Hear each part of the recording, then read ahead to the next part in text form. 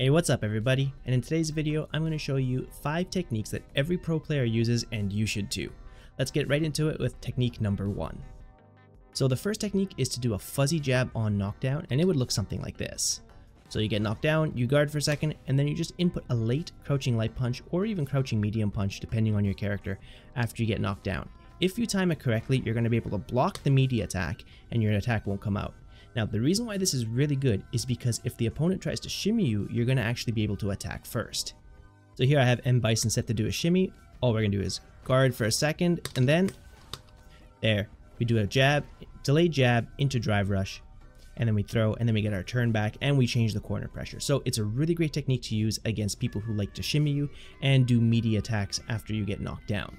Another great thing about doing delayed jab on wake up is if the opponent tries to do a neutral jump as a jump shimmy instead of a regular shimmy, you'll have enough time to react with an anti-air if your reactions are sharp. Delayed jab on your wake up will beat shimmies and neutral jumps, and it will also be able to block meaty attacks, but it loses to immediate throws, and it also loses to delayed meaty attacks from your opponent.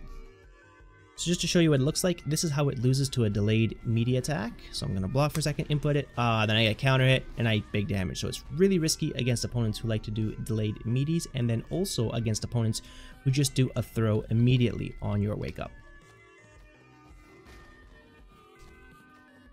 I'll try to practice this really easy in training mode. I recommend picking M Bison as the dummy character, but any character works. In slot 1, record a regular throw into dash into an immediate crouching light punch, then end the recording. Then in slot 2, record the same thing with a dash, except at the end have him walk back a little bit for a shimmy. Then what you're going to want to do is make sure they're both on, and then just do a delayed crouching jab. If you did it right, you're not going to get hit by his crouching light punch. And then I also recommend inputting a option selected drive rush behind it. This way you can kind of convert and get your pressure back for doing this option. The second piece of tech that we're going to look at is going to help you against opponents who jump in from angles that are hard to anti-air, especially if you play a character that doesn't have a Shoryuken style anti-air. So I'm sure this has happened to you before. Your opponent goes for a jump in, you try to perfect parry it, but they go for an empty throw and you eat the punish counter damage. Now, perfect parry against jump in is great if you're able to time it properly all the time, but it's hard to do consistently, and of course there's the empty jump throw option which can throw you off. So what you're going to want to do in this situation is to block the jump in, and then at the timing where the block is going to hit you, you're going to input a jab. So look at my inputs and it would look like this. The reason this works is because if the opponent decides to go for an empty jump into throw, your jab will come out before their throw comes out, giving you a counter hit. And in practice it would look something like this. So of course you can go for a better combo there, but I'm not an Aqcua player and I hope you guys get the idea. This is also good against opponents who go for empty jump low, so something like this. And if you time it properly, your jab will come out before their low is able to come out, giving you a combo.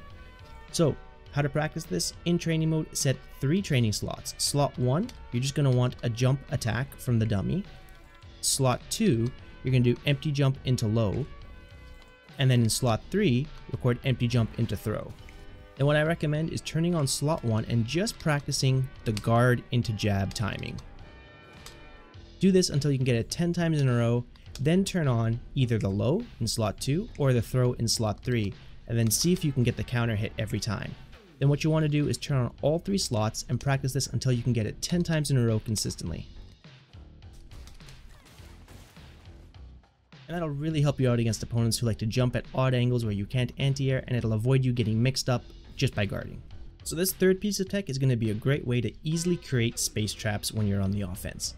So when you do a move that has long range and is slightly minus on block but not punishable, kind of like Cammy's standing hard kick, a lot of opponents will do a counter poke to take their turn back. So here if you just guard, your opponent can't punish you because while it is minus, it's not minus enough to be punishable. So if we check out the frames on this move, it's only -3, which means you can't get punished by a jab. So as long as you're not doing it point blank and staying in throw range, you're pretty much unpunishable. So a lot of opponents will push a crouching medium punch or a crouching light punch after this move is blocked to take their turn back and to catch you pushing buttons trying to mash after pressure. So something we can do to punish people who are always pushing buttons to take their turn back is to first try to poke at the tip range of your attack and then just block for a second. As you see there, Ryu's crouching medium punch whiffed because I spaced it properly. After you block for a second, input a long range move, something like crouching medium punch or standing hard punch with Cammy, and watch what happens if you do it properly. There, it creates an auto space trap that you don't have to hit confirm or do anything. Now the great thing about this is if the opponent doesn't push anything and you spaced it properly, your next attack isn't going to hit, which means you can safely buffer a drive rush behind it, or you could buffer something like level 3 super instead of drive rush, and then if it hits, it'll automatically come out. Let's take a look at what it would look like in practice. Just like that. That's not really a hit confirm, I'm just automatically inputting the super. In the case that my crouching medium punch hits, it'll come out. And if it doesn't hit, it's gonna whiff, so the super won't come out, which means I don't waste my super and I'm not punishable.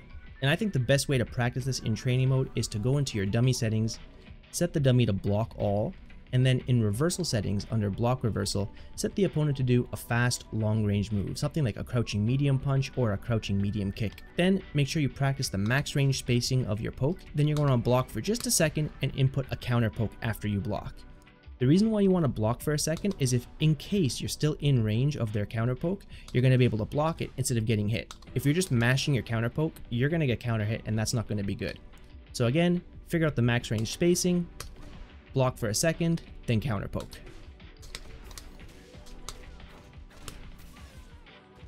Try that out and I'm sure your footsies are really going to improve in no time.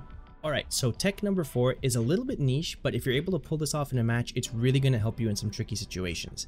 So there are some times when we get hit by the opponent and they do something like this, where their first hit hits, and for you, standing medium punch into crouching medium punch will combo. But sometimes the opponent will misspace it and then the second attack will whiff. Well, in these situations, what I recommend doing is kind of like in tip 3, just do a delayed counter poke. This way, if your opponent misses, you'll be able to turn the tide and land a counter hit against their misspaced combo. And it would look something like that. The good thing about this is there's really no downside to doing it, because if your opponent is in range and their combo continues, pushing a button isn't going to matter because you're going to be getting comboed anyways, so you're not taking any risk for this. So try this out. It's a little hard to do in a real match, but just keep it in mind. When you're doing this in a match, I would recommend buffering a drive rush behind it. This way, you'll at least be able to maximize your damage if it ends up hitting. It's really hard to one-hit confirm this, so doing the drive rush behind it will really help you convert off those really high tense situations in a match. So try it out and let me know what you think. And our last piece of tech for this video is also a little tricky to do, but if you can do it, it's really going to make you a better player. And that's watching your opponent and not trying to just anti-air when they jump at you in the corner, but instead walking forward and doing some kind of anti-air or counter poke to beat them. The reason why this is really good is because while doing an anti-air when you're in the corner is great, it still ends up with you in the corner and you still have to work to get out of that. However, if you're able to react to your opponent's jump with a forward walk, you're going to be able to get out of the corner and really punish your opponent for going for sloppy pressure with the jump. Now this technique is really useful if you're fighting an opponent who's trying to neutral jump to beat your delayed throw tech. So a lot of the times you'll get knocked down, you'll do a delayed throw tech, and your opponent will neutral jump to kind of do a neutral jump shimmy. Well, in this situation, if you really can react to it, walk forward and you'll be able to get a punish, get out of the corner, and corner your opponent. This is really strong counter against neutral jump shimmies, so if you can pull this off in a match, it's really going to improve both your defense and your offense. So make sure you practice this, try to react to it in a match, and I'm sure you'll be doing much better next time you play. And that brings us to the end of this video. If you liked this video and learned something, please consider liking and subscribing to my channel because it does support me as a content creator. And thank you all so much for watching. Until next time, take care.